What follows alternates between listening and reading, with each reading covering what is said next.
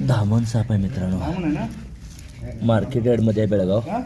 आणि ही कांद्याची पोती आणि हे सगळं गोडाऊन तुम्हाला दिसतंय. आपल्या ठिकाणी कशा प्रकारे साप येऊ शकतात माहीत नसतं. इथं महत्त्वाची गोष्ट पण याबरोबर तुम्ही ऐकायला पाहिजेत.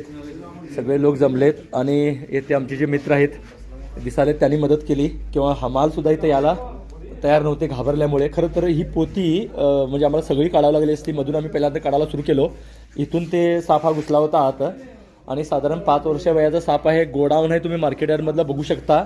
धामण सापापासून कोणताही धोका नाही आहे. विशेष म्हणजे इथले हमाल जे लोक काम करतात, कष्टकरी जे आहेत, त्यांना धोका आहे. खरं तर त्यांनी बिंदास्त इथं काम करत असतात. आज मात्र साप दिसल्याने इथं कोणी यायला तयार नव्हते.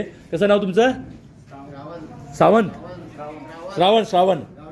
श्रावण गावडे आले आणि त्यामुळे हे पोती काढायला त्यांची मदत झाली. लक्षात घ्या, या सापापासून धोका नाही, पण इतर वेळी पण कामगार वर्ग जे आहेत त्यांनी सांभाळून काम करणं गरजेचं आहे. फक्त साप दिसल्यानंतर घाबरून चालत नाही. आणि इथं मोठ्या प्रमाणात गोडाऊन असल्यामुळं, उंदीर असल्यामुळं साप येऊ शकतात. आणि काळजी, आपल्या हात पाय लागून ही काळजी घ्यायला पाहिजे. फक्त बघितल्यानंतर तिथं हात घालत नाही म्हणणं चुकीचं. लक्षात घ्या, नेहमी सुद्धा हात घालताना तर साप असेल ही काळजी घेऊन साप म्हणजे आपण सांभाळून काम करणं गरजेचं आहे.